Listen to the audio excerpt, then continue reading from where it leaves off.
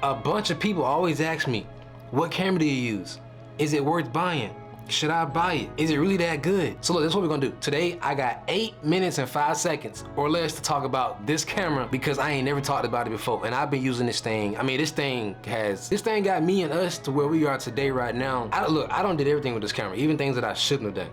And I'll get about, we'll get to that in a second. So don't even, you know what I'm saying? I got you. First and foremost, let's get the main question out the way. Is this camera still worth buying? This camera dropped way back in 2018, I think March. It's been 4 years now. Is this camera still worth buying today?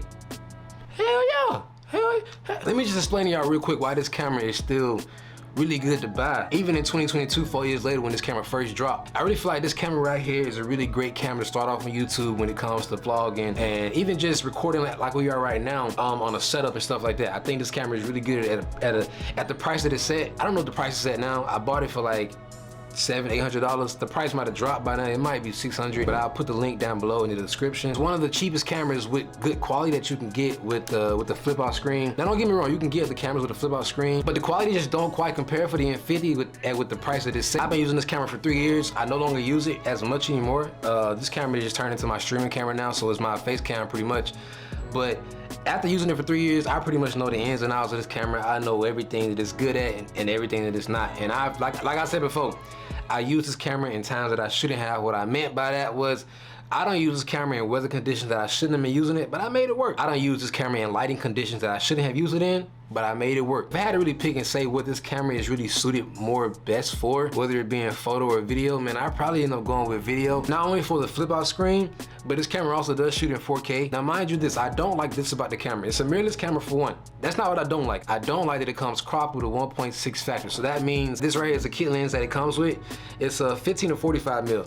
So if you shoot at 15 mil, you gotta multiply that times 1.6 because the sensor in the M50 is already cropped. When you're shooting at 15 mil, you're gonna be shooting at 24 mil. Well, that I don't like. Whatever you're shooting at, you gotta multiply it times 1.6. This camera does shoot in 4K, but when you shoot it in 4K, you gotta add on another crop factor of 1.5. So that means 1.6 times 1.5. So when you're standing in the same spot and you turn that thing from 1080p to 4K, you're gonna be zoomed in a whole lot more than you was previously because you gotta add on, you gotta multiply another 1.5. Cool thing is that it shoots in 4K coming in like $600 to $800, but the bad thing is it's cropped. It's not really a bad thing, it just means that you need more space than you normally would. And I almost forgot to mention, it's only gonna shoot at 4K at 24 frames a second. So you're not shooting 4K at 30 FPS, you're not shooting 4K at 60. You know what I'm saying? You know what I'm saying? We're not living, you know what I'm saying? The Canon M50, not living like that. It's not living like that. You know, you're in the wrong marketplace if you're trying to get 4K, 30 FPS, or even 60. But it does shoot 1080p at 60 frames. So anybody that's looking for a good quality camera with smooth frame rate, man, you in the right place for the M50 because that's what you're gonna get. That's all you really need anyways when you're doing vlogging and just simple videography stuff, whether it's a basketball game or just capturing an event or something like that, you know, just simple 60 FPS is good with 1080p. But I gotta keep it above, man. Another bad thing about this camera, it does not have built-in image stabilization. And if you don't know what image stabilization means, that pretty much means that when you're holding the camera and you start seeing that jittering while you holding the camera trying to record. I really don't know why I made that face while I was doing that with the camera. I'm sorry for shaking y'all. But when you record and the camera starts shaking a whole lot, that means there's no built-in image stabilization. Now the good thing is you can buy lenses that have built-in image stabilization in the lens. So when you attach that to your camera, you ain't gotta worry about that jitter too much because you got built-in image stabilization, like this right here. The kit lens, for example, says built-in image stabilization, so you ain't gotta worry about that jitter. But there's some lenses that come without it, so you gotta really just kind of pick and choose which lens you're gonna buy based off of that when it comes to shooting video because that jitter. If you enjoying the video, man, you know what I'm saying, you can go hit the like button if you want to, really, you know what I'm saying? And if you feeling it, man, you know what I'm saying, you can go ahead and scribble, you know, you can go ahead and hit that red scribble button down below. Better yet, look, we're gonna make a bet, real quick, we're gonna make a bet. If I make this shot, and that go right there, you gotta hit the like button, at least the like button. You ain't gotta scribble, but you gotta like the video. Deal? Alright, deal, watch this, watch this. Like the video. I never said, whoa.